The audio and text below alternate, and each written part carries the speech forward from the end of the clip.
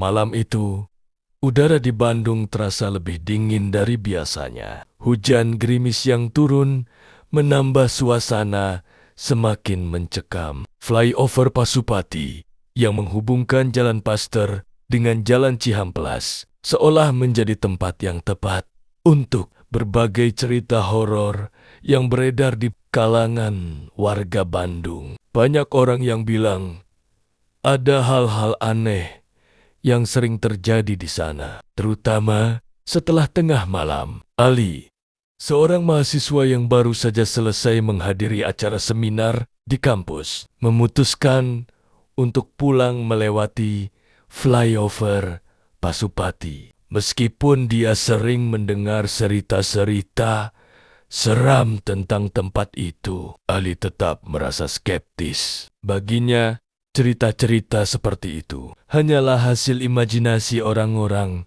yang terlalu dipengaruhi oleh film horor. Namun, malam itu, ia merasakan ada sesuatu yang berbeda. Ali mengendarai motornya dengan kecepatan sedang. Jalanan yang biasanya ramai, malam itu terasa sepi. Beberapa kendaraan berlalu lalang, tetapi tidak sebanyak biasa. Hujan yang semakin deras membuat lampu-lampu jalanan terlihat remang-remang, dan suara derasnya air yang jatuh ke aspal memberikan kesan seram. Saat tiba di tengah flyover, motor Ali tiba-tiba mati. Ali terkejut, berusaha menyalakan mesin kembali, namun tidak berhasil. Pikirannya langsung melayang ke cerita-cerita yang sering ia dengar tentang flyover Pasupati, yang konon sering menjadi lokasi pembegalan. Ia melihat sekeliling,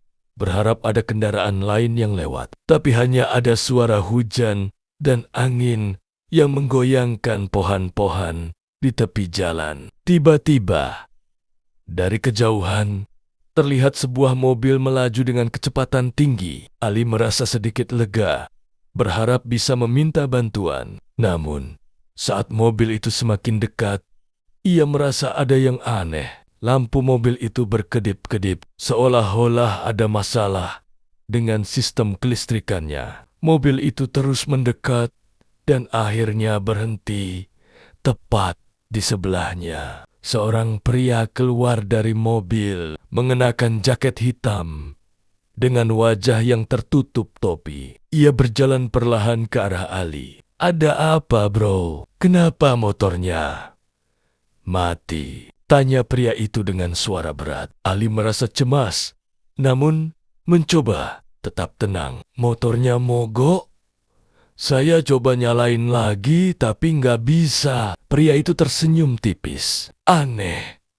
Soalnya di sini sering kejadian motor mogok mendadak, apalagi pas malam begini. Gimana kalau saya bantu dorong?" Ali sedikit ragu, namun tidak ada pilihan lain. "Oke, terima kasih." Namun, begitu pria itu mulai membantu mendorong motornya, Ali merasakan ada yang janggal. Tangan pria itu terasa dingin dan keras, seperti es. Begitu ia menoleh, pria itu sudah tidak ada di dekatnya lagi. Ali memandang sekeliling dengan panik. Tidak ada tanda-tanda keberadaan pria itu. Ia merasa ada sesuatu yang salah, tetapi belum bisa memahaminya.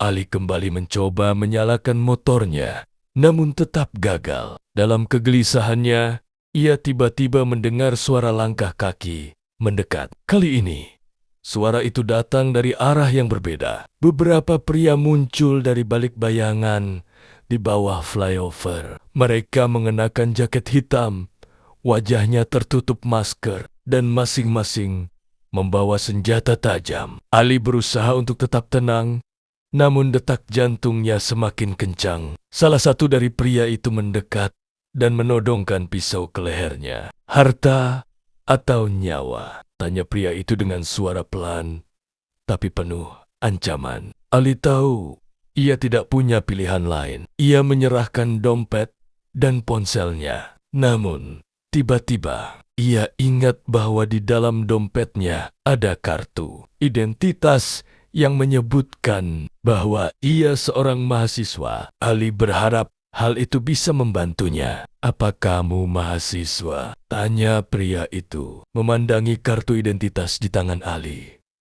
Kenapa kamu lewat sini malam-malam? Ini bukan tempat yang aman. Kamu tahu, Ali mengangguk, merasa takut.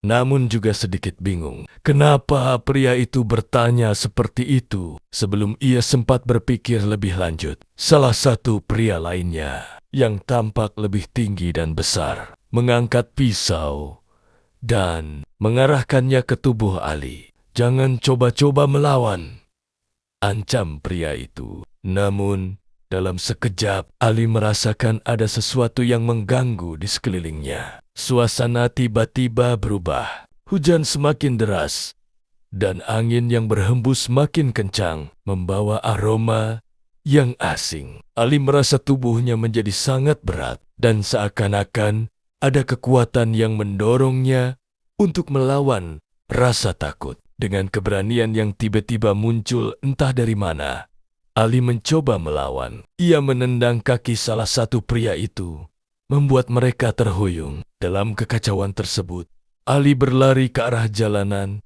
dan berteriak minta tolong. Namun, sebelum ia sempat melihat ke belakang, ia merasakan tangan dingin yang menyentuh pundaknya. Ia menoleh dan melihat pria yang sebelumnya membantunya mendorong motor, kini berdiri di depan mata. Senyumannya terkesan janggal. Apakah kamu yakin ingin pergi? Tanya pria itu. Suaranya terdengar seperti bisikan dari dunia lain. Ali ingin berteriak, namun suaranya seolah terkunci di tenggorokan. Sebelum ia bisa merespons, pria itu menghilang dalam kegelapan.